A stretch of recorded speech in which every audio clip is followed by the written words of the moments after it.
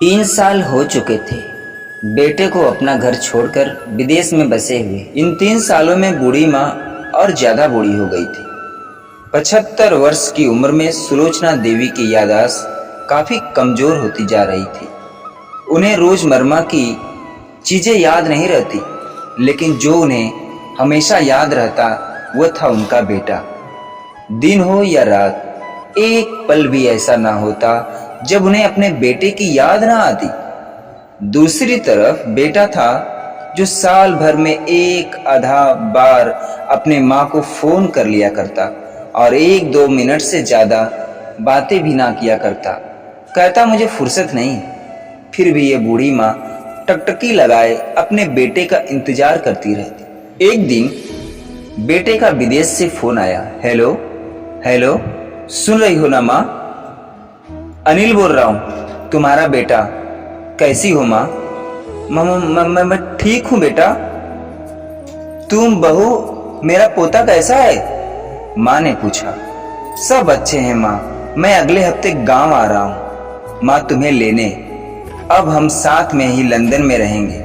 माँ तुम्हारी बहू कह रही थी माँ को यहाँ लेकर आओ, बेचारी अकेली वहां परेशान होती होंगी, बेटे ने कहा। बेटे की इस बात को सुनकर माँ की बूढ़ी सूखी आंखें आंसुओं से भीग गई। उनके कमजोर शरीर के नस नस में खुशी की लहर दौड़ गई। बेटे और बहू का अपने प्रति प्रेम देखकर माँ का मन खुशी से भर आया। बेटे ने आगे कहा, माँ तैयार रहना। माँ मुझे ज्यादा दिन छुट्टियां नहीं मिली, जिससे जितने पैसे लेने हैं लेकर रखना। तब तक मैं प्रॉपर्टी डीलर से बात कर लेता हूँ। घर के लिए? घर के लिए? माँ ने पूछा। हाँ माँ, गांव का घर हमें बेच देना पड़ेगा।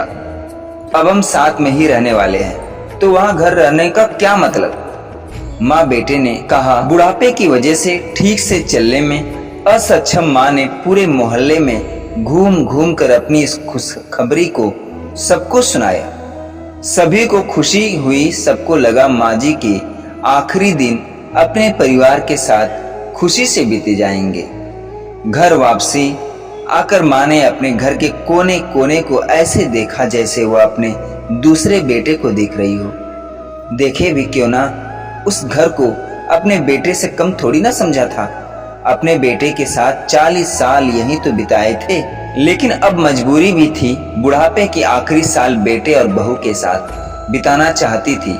दिल पर पत्थर रखकर घर बेचने के लिए माँ तैयार हो गई। आनंद फानन में बेटे ने घर को आधे दामों पर बेच दिया। माँ ने ज्यादा नहीं, लेकिन जिन चीजों से दिल लगा था उन चीजों को समेटा और बेटे के साथ टैक्सी में बैठकर एयरपोर्ट के लिए चली गई। एयरपोर्ट पर आकर बेटे ने माँ से कहा, माँ तुम यहाँ बेंच पर बैठो, मैं सामान और बोर्डिंग पास की जांच करा कर आता हूँ। वहाँ वक्त लगता है और खड़ा रहना पड़ता है, तुम्हें तकलीफ होगी, तुम यहीं आराम करो। मैं यूं गया और यूं आया। माँ बेंच पर बैठ गई और बेटा अंदर चला गया। काफी समय हो गया, बेटा वापस नहीं लौटा। माँ सोचने लगी ज्यादा भीड़ होगी, इसलिए बेटा को देर लग रही होगी।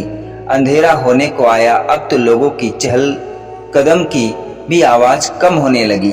माँ को अब चिंता होने लगी कि एक कर्मचारी ने आकर पूछा, किससे मिलना है माँ जी आपको? यहाँ पर क्यों बैठी हो? डरती हुई आवाज में सुलोचना देवी बोली, मेरा बेटा अंदर सामान की जांच कराने गया है, लंदन जा रहे हैं हम। क्या नाम है माँ जी आपके बेटे का? कर्मचारी ने पूछा। अनिल नाम है मेरे बेटे का, सुलोचना देवी ने बताया। कर्मचारी अंदर गया और थोड़ी देर बाद लौटा। उसने सुलोचना देवी से कहा, माँ जी लंदन जाने वाली फ्लाइट तो दोपहर में ही जा चुकी है और आपका बेटा भी उस फ्लाइट में बैठकर लंदन जा चुका है। अब आपके यहाँ बैठने का कोई मतलब नहीं है, आप भी अपने घर चले जाइए। क्या मेरा बेटा जा चुका है और मैं घर जाऊं? हाँ माँ जी। माँ की आंखों से आंसुओं के सैलाब उठने लगे। जैसे तैसे माँ घर पहुंची तो अब उसका था भी नहीं, बिक चुका था घर। वो वही बरामदे में तुलसी के पास सो गई। घर के एक नए मालिक को उस पर दया आई तो एक कमरा किराए से उसको दे दिया। पेंशन के पैसों से खाना और किराए का बंदोबस्त तो हो जाता था।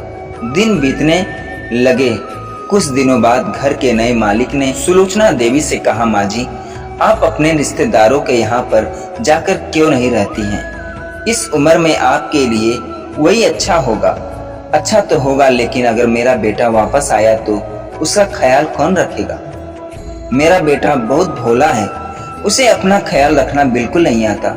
मैं कहीं नहीं जाऊंगी, क्या पता कब उसे मेरी जरूरत पड़ जाए, माँ ने कहा और उसकी आंखों से आंसू हैं।